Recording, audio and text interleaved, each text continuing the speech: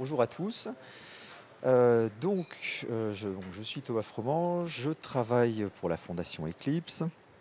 Et aujourd'hui, vous voyez qu'il y a un autre petit logo. Je viens aussi avec une casquette de membre de la Fondation Inner Source Commons, qui est une fondation dont je vais vous parler aujourd'hui, qui travaille sur des patterns Inner Source.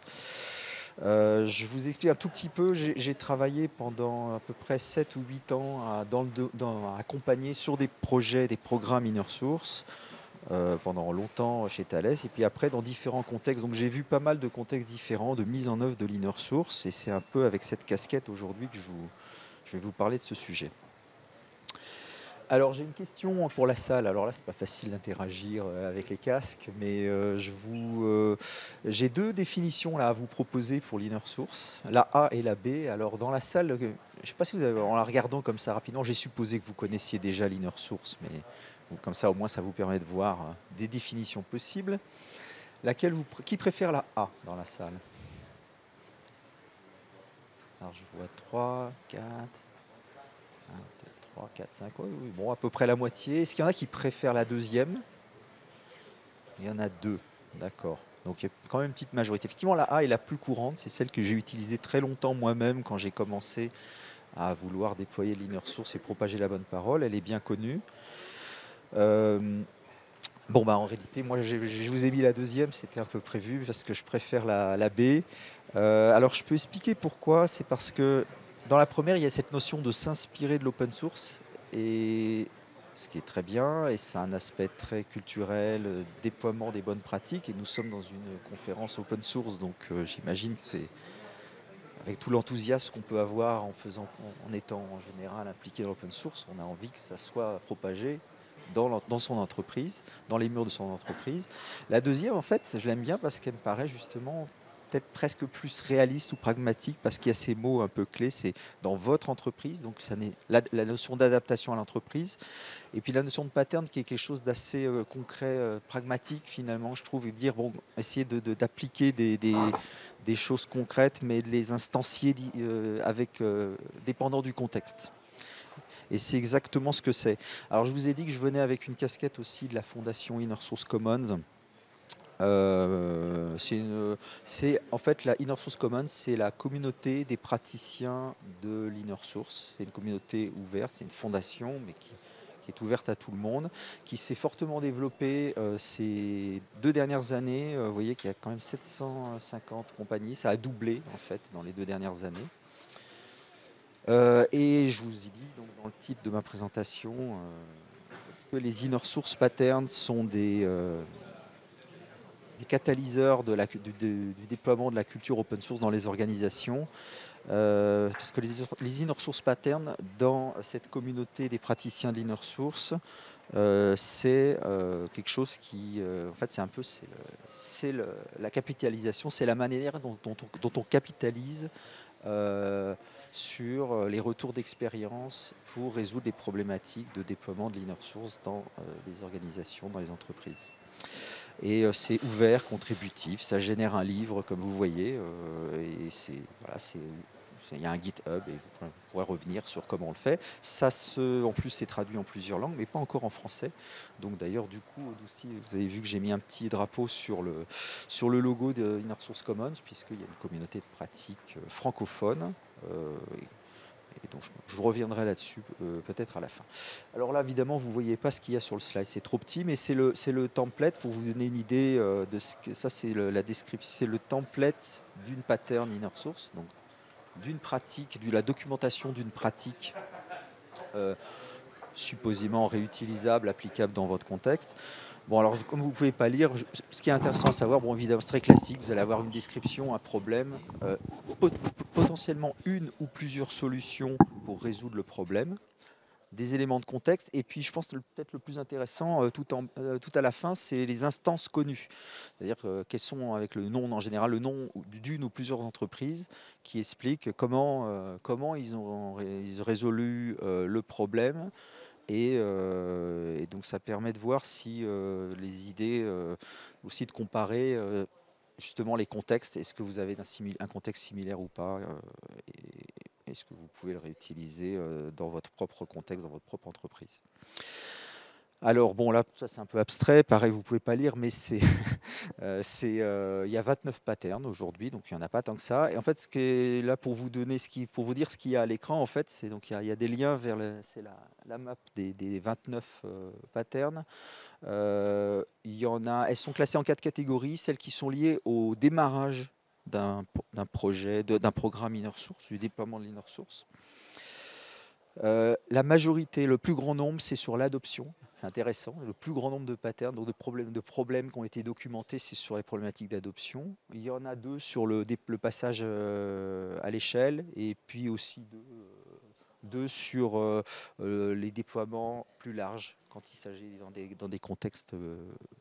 C'est parce que vous pouvez déployer de l'inner source à l'échelle d'un projet, mais aussi à l'échelle de toute une entreprise, un programme qui va gérer comme je l'ai vécu moi-même dans certaines grandes entreprises, qui va avoir vocation à mutualiser du logiciel pour toutes les entreprises, à l'échelle de toute l'entreprise et des fois des multinationales. Donc ça fait des très gros programmes. Alors je vais vous donner des exemples pour rendre cette présentation, pour vous donner un peu quelque chose de concret sur à quoi ressemble une pattern et peut-être vous donner envie d'aller voir dans les 29 là et puis peut-être même d'en rajouter. Alors, bon, j'ai pris j'ai pris cet exemple des Trusted Committer Patterns. Donc, pareil, nous sommes dans une conférence open source, donc je suppose que vous voyez l'idée d'un Trusted Committer. Le problème qu'on essaie de résoudre pour parler par cette notion de Trusted Committer, c'est à motiver des gens à venir contribuer, une équipe de maintaineurs, en général dans un projet, une équipe de maintaineurs qui partagent du code et l'équipe peut se retrouver à devoir ou vouloir effectivement reconnaître, non seulement reconnaître les mérites de quelqu'un qui est un très bon committeur, mais on lui fait confiance, trusted committeur, on lui fait confiance, on lui donne des droits étendus, on lui donne le droit lui-même de devenir quelqu'un qui va faire des revues. Bref, je suppose que vous connaissez ce que c'est. Alors en pratique, parce que là du coup je vous parle un peu de mon retour d'expérience dans différentes organisations après ces 8 ans à essayer de faire de l'inner source, ça se heurte. Ça c'est typiquement, je l'ai pris en exemple non seulement parce qu'on est dans une conf open source, mais parce que elle se heurte particulièrement au fonctionnement habituel, je dirais, d'une organisation dans son application dans l'inner source. Décider de donner des responsabilités, des droits de mettre dans son propre produit, dans le logiciel qu'on a partagé à une personne qui est extérieure à l'équipe, ou lui donner même une responsabilité, c'est un peu le droit régalien du manager. Alors ça, c'est quand même difficile c'est difficile d'obtenir ça et de faire que ça se mette en œuvre pratiquement. Pour tout vous dire, moi je l'ai très rarement vu appliqué tel qu'on l'imagine, tel qu'on le voit dans l'open source. Et d'ailleurs, c'est une des raisons. Alors moi j'explique justement le fait que ce soit particulièrement difficile. J'ai constaté, alors je ne sais pas si vous avez assisté à d'autres présentations sur l'inner source ou d'autres en vidéo ou autres.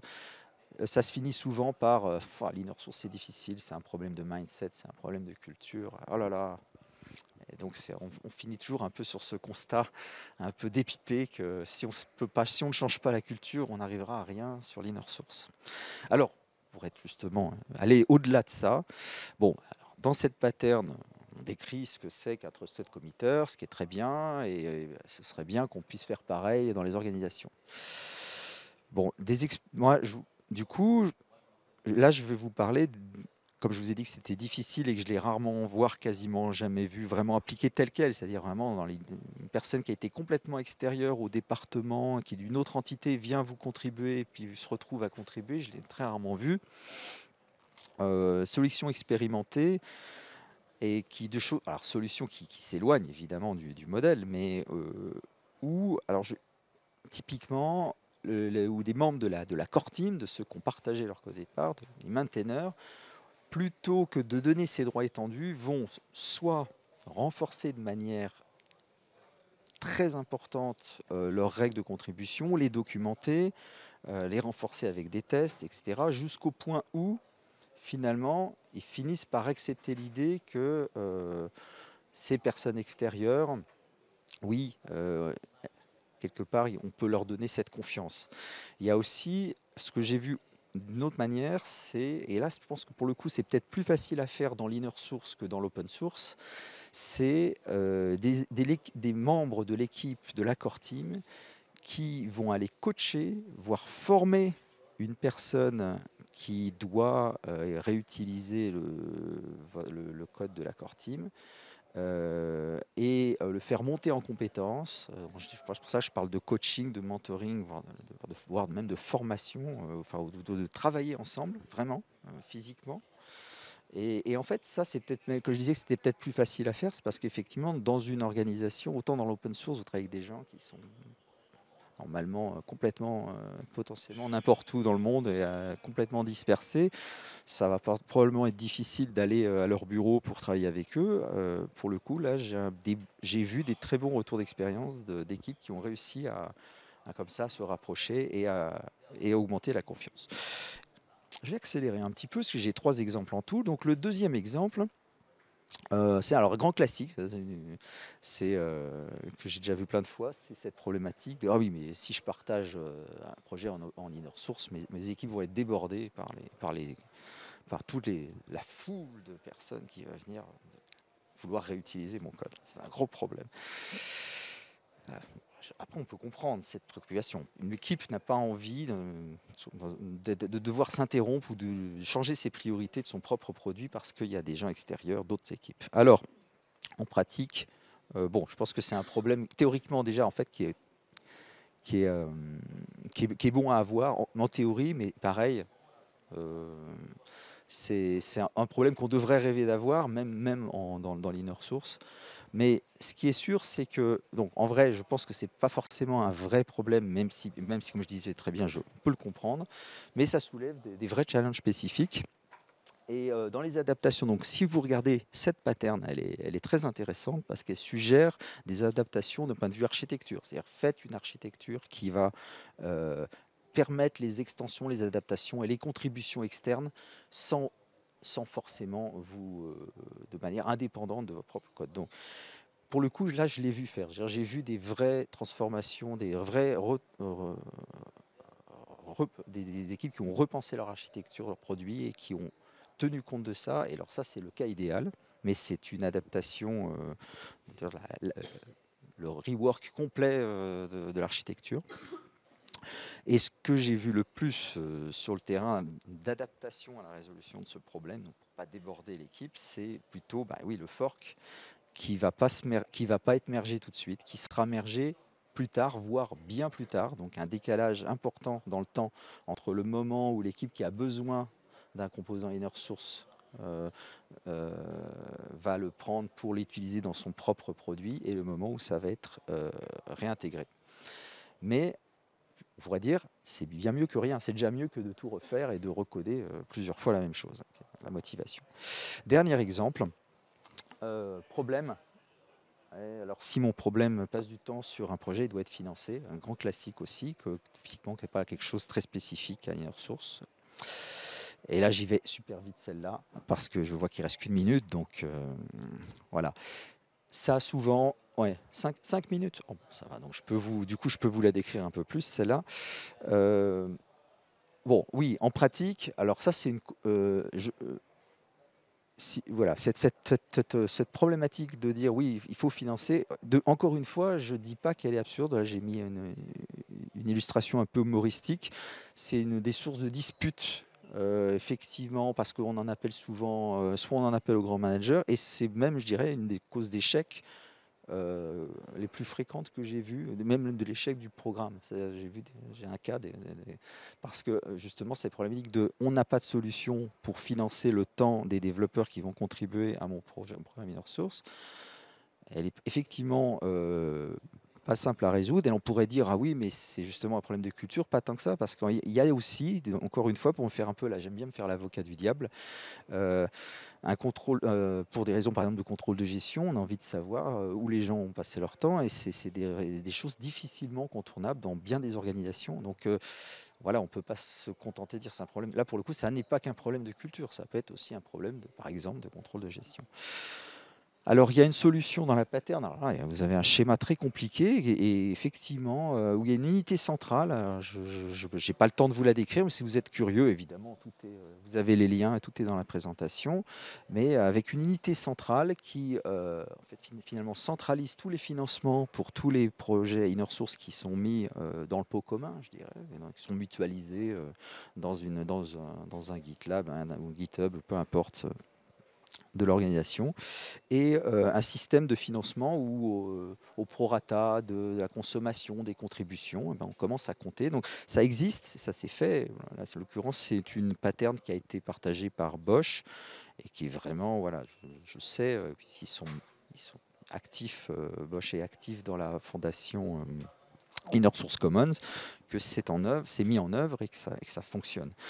Euh, j'ai vu aussi d'autres applications avec des entités transverses, pareil, qui sont financées en centrale, un peu comme une DSI, et qui d'ailleurs peut aussi permettre de résoudre d'autres problématiques de l'inner source, notamment fiscales. Hein. Parce qu'effectivement, à partir du moment où on transmet de la valeur d'une entité juridique à une autre dans une organisation, c'est un problème souvent. Donc, quelque part, cette question-là, le problème de cette pattern, il peut résoudre un autre problème secondaire, mais qui n'est pas forcément secondaire pour tout le monde, qui est la problématique fiscale. Et puis j'ai un autre exemple, là c'est le dernier exemple que j'ai, qui est une autre instantiation, enfin, une autre manière de résoudre cette problématique décrite dans la pattern, qui est une initiative qui a été prise pour résoudre la rareté des compétences. Donc c'est une organisation qui a réalisé qu'ils avaient un énorme problème pour trouver des compétences JavaScript. Et du coup, ils ont créé une équipe centrale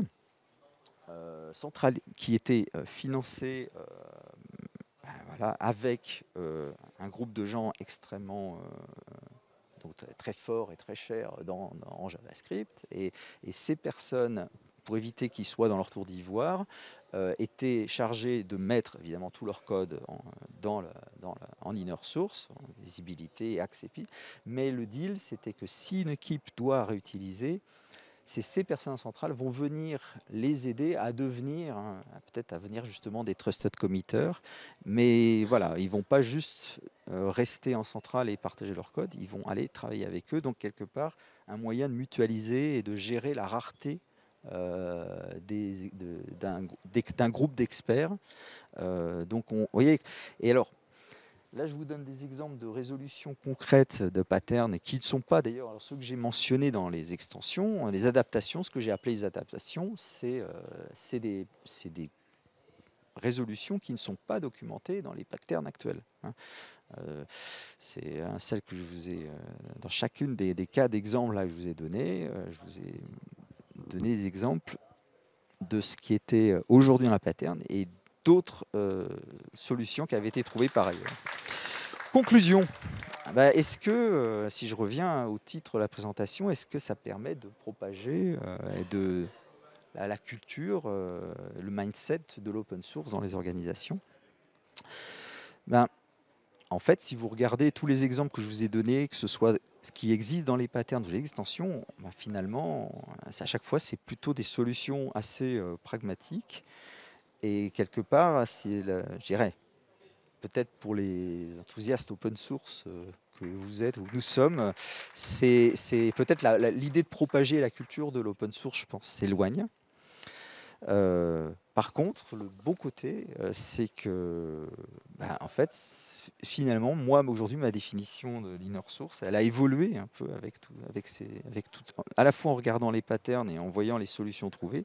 C'est que ça permet de résoudre des problématiques très opérationnelles, concrètes pour une entreprise, et qu'en fait, pour un decision maker, pour quelqu'un qui devrait soutenir votre programme inner source, c'est plutôt une bonne nouvelle, parce que c'est plus facile de lui dire, mais l'inner source, c'est une solution pour résoudre des problématiques finalement juste de coopération interdépartement, interéquipe, beaucoup plus qu'une question de culture qui est certes enthousiasmant, mais pas forcément facile à mettre en œuvre.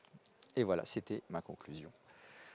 Et juste un dernier mot, peut-être pour les gens dans la salle, c'est justement, si vous voulez aller plus loin, c'était quand même court, si vous voulez voir une pattern et travailler peut-être sur l'extension de certaines de ces patterns, voilà, dans Inner Source Commons, on a créé une communauté francophone et on se retrouve cet après-midi à 16h30 dans la salle Ian Murdoch, je crois, pour effectivement poursuivre la discussion et peut-être, pourquoi pas, partager nos expériences et enrichir des patterns.